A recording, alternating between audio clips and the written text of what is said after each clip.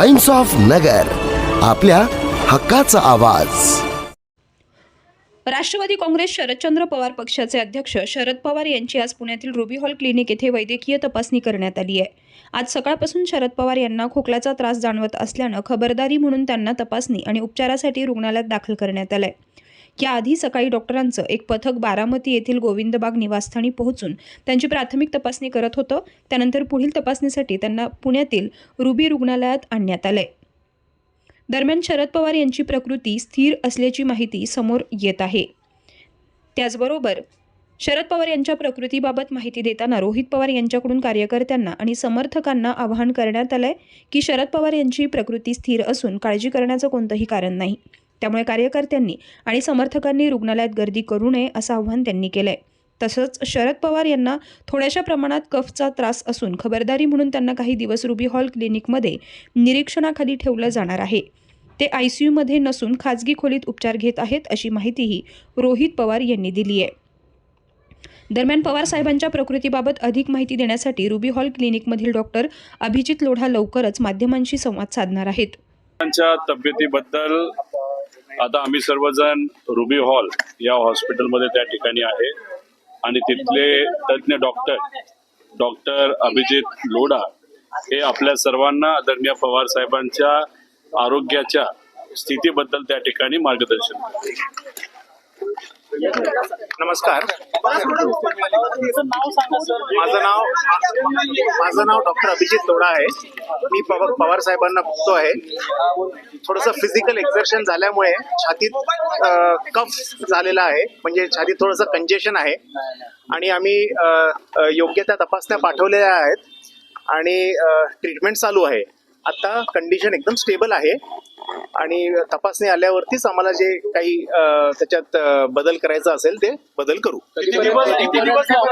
आता तपासणीचे रिपोर्ट आल्याशिवाय आम्ही आता काही सांगू शकत नाही। आता कंडिशन स्टेबल आहे आणि तपासणीचे रिपोर्ट आल्यावरतीच आम्ही पुढची ट्रीटमेंट काय बदल करायचं ते ठरवू।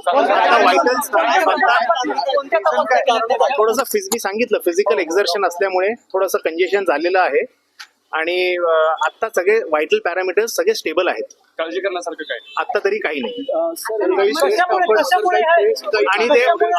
आणि पवार साहेब आता रूम मध्ये आहेत, ICU मध्ये नाही। See, because of physical exertion, there was some congestion in the chest. We have sent the appropriate investigations and started the appropriate treatment. The further modifications in the treatment will be decided once we get the investigation reports. He is admitted to a private room, and at the moment all the vital parameters are stable. What is the reason they have been admitted? By vital parameters you mean the oxygen level, the blood pressure, the saturation, everything has been normal. It is because of physical exertion 2-3 दिवसापासून त्रास असेल, सरांच्या 2-3 दिवसापासून त्रास आहे। नाही बोलतायत कधीपर्यंत 2-3 तासात आपल्याला रिपोर्ट मिळेल।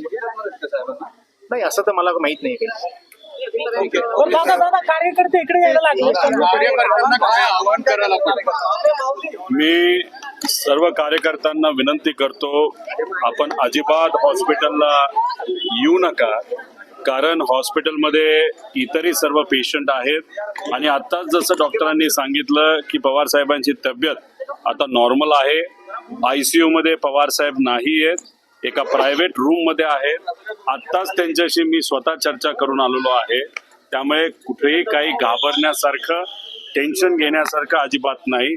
गेल्या 12-13 दिवसामध्ये फिजिकल स्ट्रेस म्हणजे तुम्ही बघितलं असेल, पवार साहेब स्वतः बऱ्याच ठिकाणी जात होते, लोकांना भेटत होते, त्याच्यामुळे थोडासा स्ट्रेस आलाय आणि आपण ज्याला कंजेशन म्हणतो म्हणजे कफ हा थोडासा काही प्रमाणात तिथं झालेला आहे।